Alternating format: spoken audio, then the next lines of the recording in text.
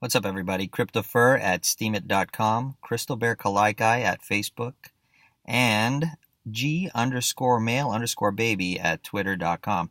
I just wanted to cover today's markets today. If you watched my last video about how Tethercoin and Bitcoin's going to have a crash and all this stuff, great.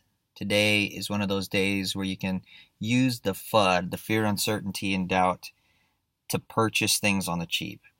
Everyone sold across the globe, across all assets, and went into the dollar and went into cash. Okay? And why did they do that? The Federal Reserve has started meeting today, and they will make an announcement to result in either an interest rate raise or stay the same. But everyone knows they're going to raise interest rates.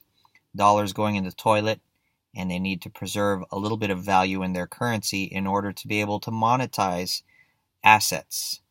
In other words, assets that are going like this, they need to print dollars, plow them into those assets to make the assets stay at the same level, to fool all the sheep into thinking everything is okay.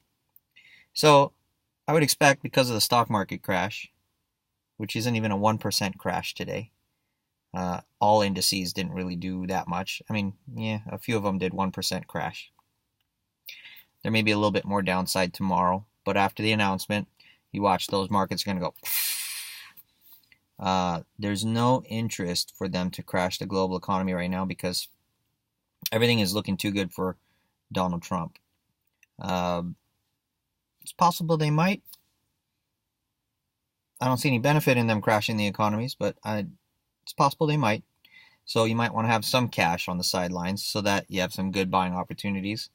But this might also be a good positioning time to enter the markets on a low. So that's on you. You decide. Do you want to go to cash and wait and see if there's a crash? And perhaps maybe even miss out on some opportunities? What is your fear greater for? The fear of missing out or the fear of being in and being caught in a downdraft? You have to weigh those fears. To me, if everything's going to crash tomorrow, we got bigger things to worry about than my losing money. That's the way I see it. And I already have positions open for putting the stock market. So if the stock market decides to crash, wonderful, I make money. I did that towards the end of last year, and I haven't added to my shorts because the markets kept rallying, and I feel like the markets will still continue to rally. Have I unwound those positions? Nope. Am I crying that they're in there losing money? Nope, because at the same time, I put my money in commodities and in cryptocurrencies, and I've been riding that wave higher and higher and higher. And I have a lot of money actually in bonds, in spite of my not liking bonds, and in spite of the fact that I think that bonds are being propped up by the government and by the central banks of the world. Hold on a sec, I got to remove something from my screen there. There we go. I believe bonds are ready to crash, but they're propping them up artificially. So if they raise interest rates, that's not going to end. If the Fed announces tomorrow they're going to keep interest rates and they're going to raise it a little bit by, like a quarter point, or I don't know, whatever they decide to do, either keep it the same or raise, you're going to see bonds propped up. Every time in the morning they'll open up, they'll crash. Government's going to go in and buy it. Keep it propped up. So that's the way I see things. It's perfectly timed because tonight is the blood moon.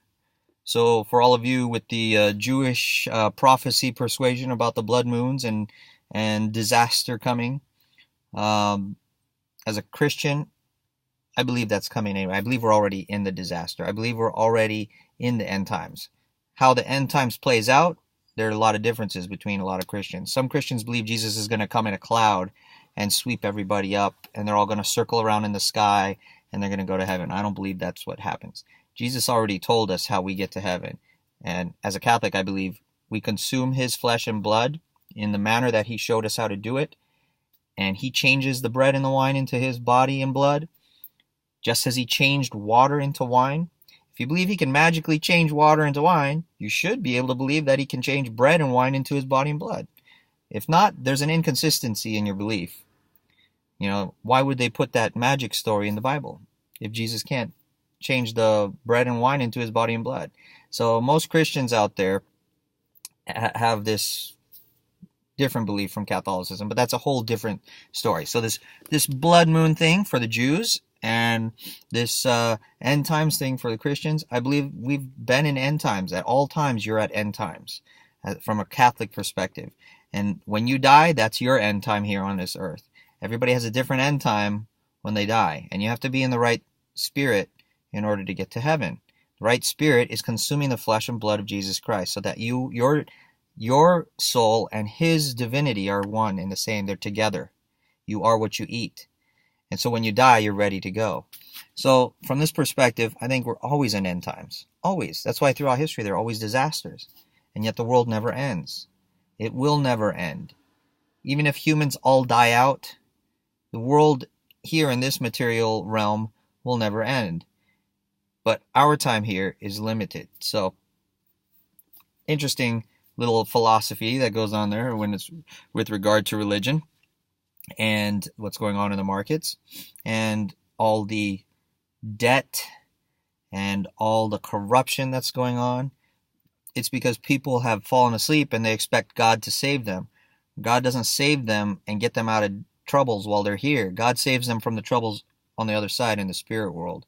So with that regard, we're going to see some interesting things. I think we have the State of the Union address tonight with Donald Trump, and he's going to, of course, pump up the economy.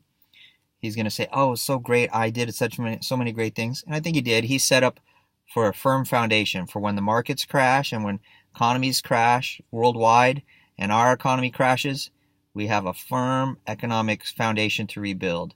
But as for the current situation, how much debt is already out there as a result of the Obama administration giving money away and giving things away freely in a socialist, communist fashion, that stuff has to crash first. So when I'm weighing out inflation, deflation stuff, no matter what, the deflation or the crash is coming. And to me, the value of the dollar is so worthless that they're going to print the dollar to zero if they have to in order to prop up things, all the while talking it up. They're going to talk it up so that you keep staying in the dollar.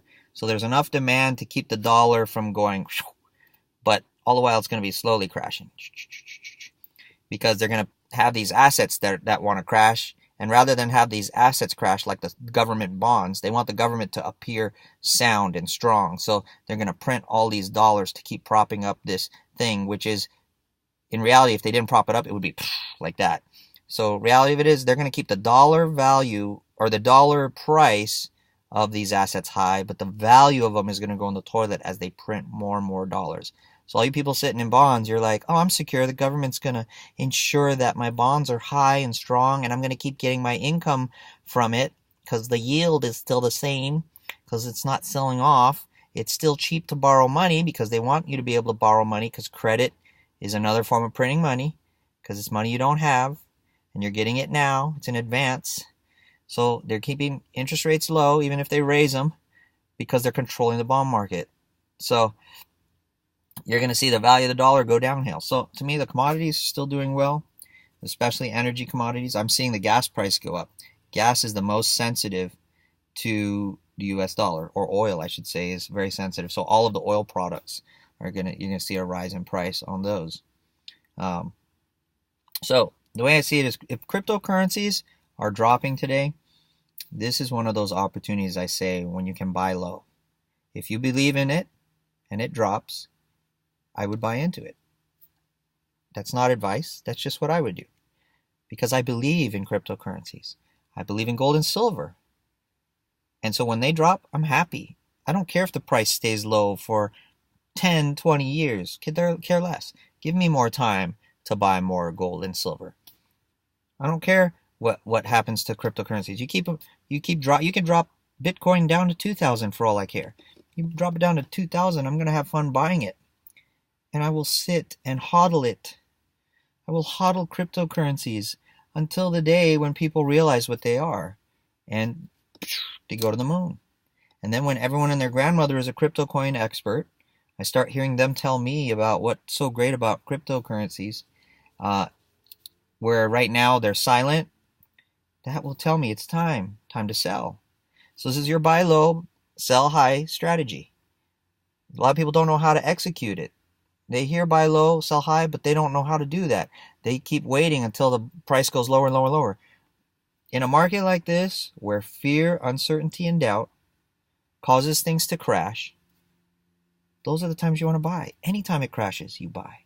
You don't wait for it to go even lower. You buy some then. If you have none, here's a strategy.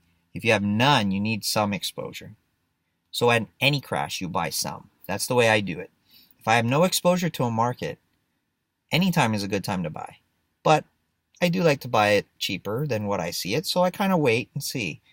This kind of market where it has a lot of enemies, you're going to get a lot of opportunities. Don't worry about missing the bus. Your fear of missing out, your FOMO, don't worry about it. You'll always have an opportunity to buy in because governments hate cryptocurrencies until they control them. So they're going to say something, or they may want to buy some on the cheap. So they're going to come in and they're going to say, hey, you guys, hey, this stuff is for criminals and terrorists. We're going to clamp down. And everyone goes, oh, government's clamping down. Whoops. Cool. Government's clamping down. I got a text, sorry. Government's clamping down, and it's over. The cryptocurrency thing's over, and everybody sells out. Boom, boom, boom, boom, boom, boom, boom. That's when you go, time to buy a ticket to the moon. So you buy your ticket because the prices are cheap now. Everybody's sold out. And then people who sold out look and they see because you're buying in, the price starts to do this. And they go, did I make a mistake? And then they buy in. And then you see it rise a little bit more. And then you feel more confident. So you're going to have a little bit of this for a little bit of while. But it stays stable. Goes up and down, goes up and down. And again, the hodlers keep that level straight.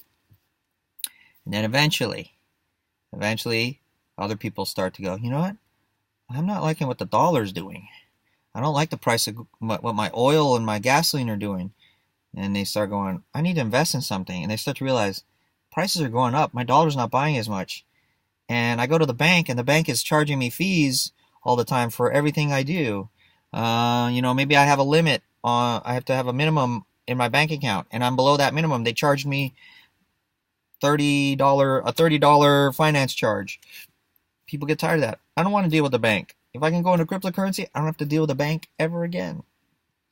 So more and more people start to buy into cryptocurrency. And then at some point, the technology people go, oh, this is a great new development that's coming with Bitcoin or some other cryptocurrency. And you see a spike in the crypto markets. People get scared and they buy in, and it starts to go to the moon. And remember when I said when everything dropped, you're like, now I buy my ticket to the moon? And now it's going to the moon. And then you start listening around. You hear everybody going, we're going to the moon. That's when you go, you know what? We're not ready to go to the moon yet. I know this because when I was down here, nobody wanted to go to the moon. Now everybody wants to go to the moon. I think it's time for me to sell my ticket to someone else. So you can sell your ticket to somebody else and get off the flight. And you wait. And you'll see the craziness move up. You might sell it a little bit early and you'll miss out on maybe this much profit as opposed to all of this that you already got. So instead of getting all this profit, you sold out here and you're missing out on this profit right here. Who cares? You made this profit. Sell out. Wait. There are plenty of opportunities always. Do not let your emotions go in your head and then your head goes, I don't know what to do anymore. I think I'll just buy up here. That's how everybody gets slaughtered. So when everyone's shouting, we're going to the moon, you go back down to earth. When everyone tells us, everything's crashing to the earth, buy your ticket to the moon. Stay away from the herd. The reason why you stay away from the herd is you get trampled. Okay? You don't ever want to be in a crowd when everyone panics.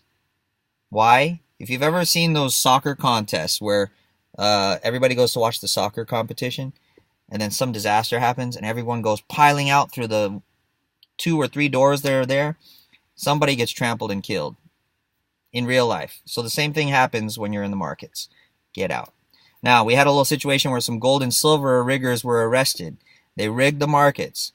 They scare everybody with the FUD, and then when everybody sells out, they buy low, just like I said. Or they have a limit order to buy low. The markets are up here, and they scare everybody down, down, down, down, and then their order triggers and it gets filled. They use spoofing. Spoofing is maybe they'll pretend to be George Soros. You don't know who who's really going in the market, but you look and you see the volume of the market. All of a sudden, all these sellers start entering the market, or this volume of selling gets into the market, and it scares the crap out of you. And you go, my God, it's over. I got to get out. And so it scares you into selling it. And then just before their order, their large scale order triggers, they pull that order and they cancel it. So it never gets filled. So they spoof and they fake it so that it scares markets. And that's what happened. People got caught. It's illegal. They do it in every market. And they're probably doing it now in cryptocurrencies with the exchanges. So anyway, my person's here. I got to pick up. I got to go. My video's over. Yeah, you can come in. So just remember, if you're watching on YouTube, hit like, subscribe, and notifications, your little bell button there. And if you're on Steemit, make sure you upvote and you re-Steem it. Share my content so that other people can share in what I've spoken about. But I believe markets are going to go higher from here. Let them go down a little bit before the Fed makes their announcement. Let the Fed raise interest rates, scare people, let it drop a little bit more, and then that'll put us on a new footing where markets are going to take off because the Fed's going to just print money and prop them up. Okay? So position yourself correctly. Take care.